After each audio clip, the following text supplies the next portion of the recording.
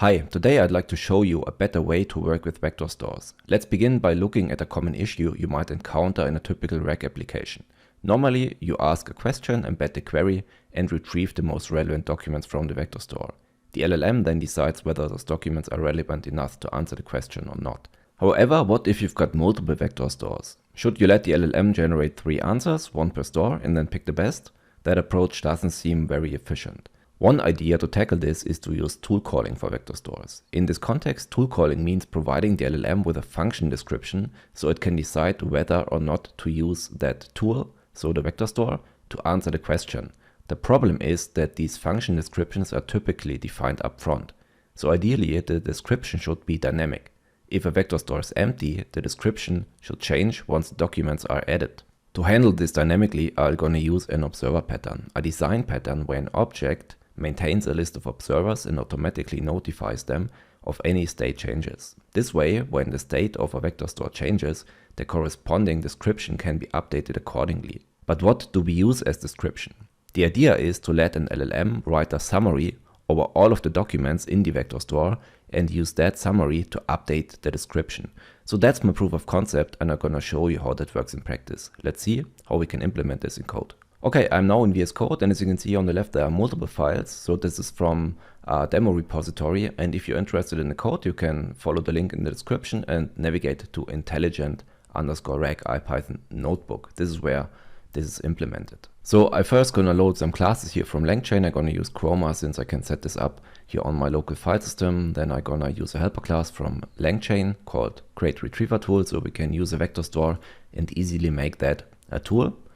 I'm also going to use OpenAI for this, so I'm going to use an OpenAI API key in my .env file.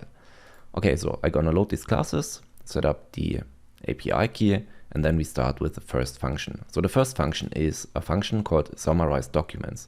This function is responsible for providing the description. So what I'm going to do is that I pass a list of documents that are the documents from the vector store, and I want the LLM to summarize the following text in 1 or 2 sentences. The next step is that we create a very simple interface for the vector store observer. Like I said, this is an interface for every observer that we want to notify when a vector store is updated, because based on the update, I want to update also the tool description. So this is why we create this, and it makes it easier here to use type annotations. The next class here, the single vector store manager, is a wrapper class around our vector store. So this is responsible for adding the documents and also notifying our observers that a document was updated. And based on that, we will update the tool description.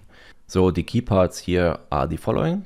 In the init method, we're gonna set up a new Chroma instance where we pass in a collection name, we pass in the embeddings function, and also a persistence directory. Then for this vector store, we pass a description. The vector store is empty. So this is in German, but this is how it works. Then we set up helper functions for the observers. So we set up a list of observers. Here initially it's empty, and then we are allowed to add an observer. So an observer will listen to an update in this Chroma vector store. We can also remove that. So that's a standard interface for providing this observer pattern. And also important here is to notify the observers. So since it's a list, we can iterate over the observers, and then we can perform the onVectorStoreUpdate method of the observer, since we make sure that we only pass a list of observers here in this attribute. Next very important function here is the createRetriever_tool function. In this method we pass a name, that is the name of the tool that we are allowed to call, and also the custom description for the tool. So if we don't have a description here, then we're gonna use the description which we have initially, and this is the vector store is empty. And we're also gonna check if the vector store is actually empty. So that's another hint. Then we're gonna add that to the current description. To actually do this dynamically, we're gonna use the createRetriever_tool function. So that's built in LangChain. We pass the retriever object that we created here. We pass the name, and we also pass the description. So this will create a new tool in this case. Next important method is the add documents method. This is a wrapper method around the add documents method of the vector store. So we actually just perform that method, but we do an additional stuff. So if we pass update description, which can be true or false, then we're gonna run the summarize documents function. So this will iterate over every document in the vector store and create a summary of the text. If the vector store is empty, it means we cannot create a summary over empty documents. Then we're just gonna pass, we don't do anything. Otherwise, if we have got documents, so this means we have a summary, then we will update the description based on the summary text. And at the end, since we use the observer pattern, we're gonna notify all of the observers. Okay, so that's our manager class for the vector store. So we're gonna create that class. And next step is that we create the actual observer. So I call this LLM tool binder. This class is responsible for managing the actual vector store managers. So this class listens to every update that happens in a manager. We also save the tools that we're gonna use. And here important, we're gonna bind the tools. So every time a vector store is updated, we have to create a new tool with a new description and override the initial tools with the new tools with the new description. Okay, so the next method, very important, is key part of our observer pattern. So what's actually going on here is that we call the private method bind tools. So that's happening under the hood here. But this is the public interface that we're gonna run in the manager class. Here you can see we've got a list of observers and we have to make sure in this interface that every vector store implements this method. So on vector store update, so we can make sure that this is always run correctly. So we loop over the observers, run that, and this under the hood, like I said, will then call the bind tools method. And this is how the observer pattern works.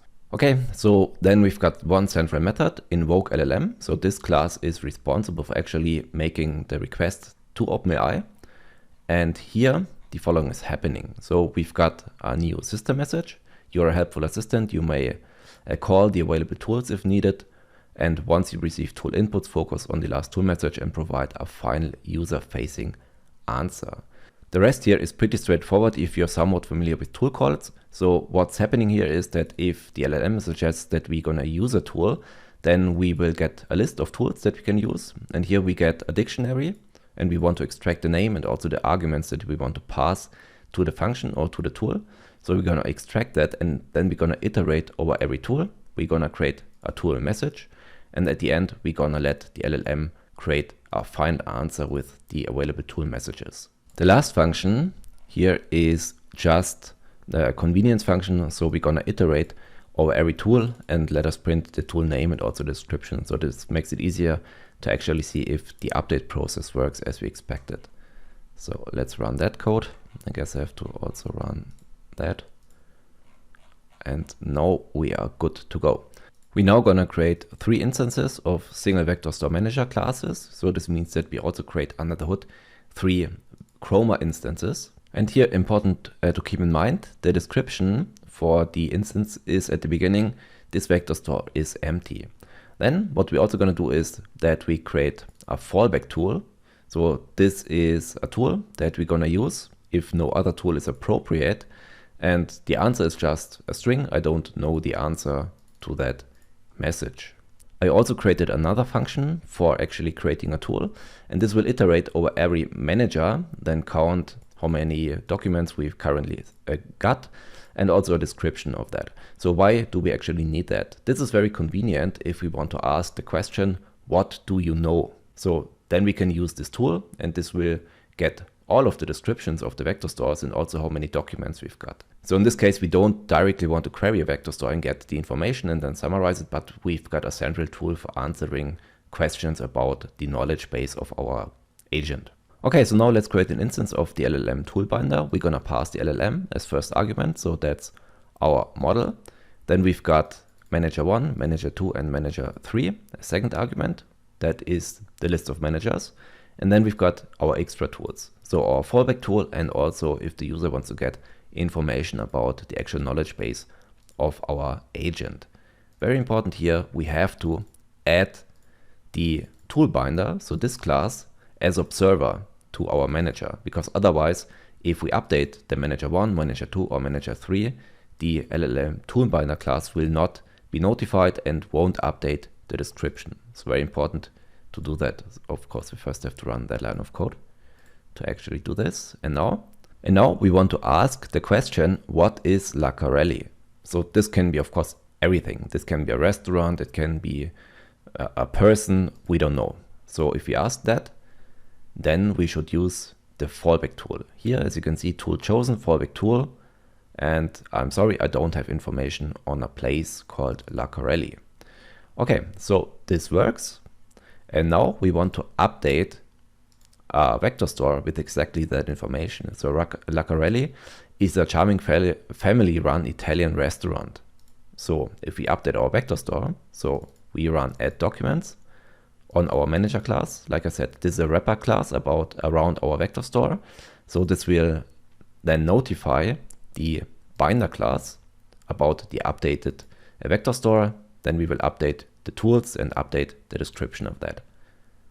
Okay, so now we want to use the binder class and print all of the tool descriptions. So if we have a look at that, we can now see Lacarelli is a cozy family-run Italian restaurant. So that's the summary that we created with the summarize docs function. The other vector stores are empty. If we ask that again, so where is Lacarelli? Then this time we're gonna use the retriever store 1 tool, and the LLM is able to answer that. As you can see, this works. We dynamically updated the description of a tool and make use of this vector store dynamically. If we now ask, what do you know? We can also see the following. So now the tool chosen is vector store info, and I have information about a cozy family-run Italian restaurant in Berlin. So this also works. So we can get information what actually is managed in the vector stores. So one last question, how many vector stores do you manage? This is also being able to answer. Here you can see I manage a total of 3 vector stores. Out of these, one contains 1 document, while the other 2 are empty. And I think this is also valuable information for a user if we actually have a knowledge base. Okay, that's it. This is how we can update vector store knowledge bases and dynamically make use of updated tools to query that vector stores. Let me know your opinion about this POC in the comments. Thank you very much for watching. See you in the next video. Bye.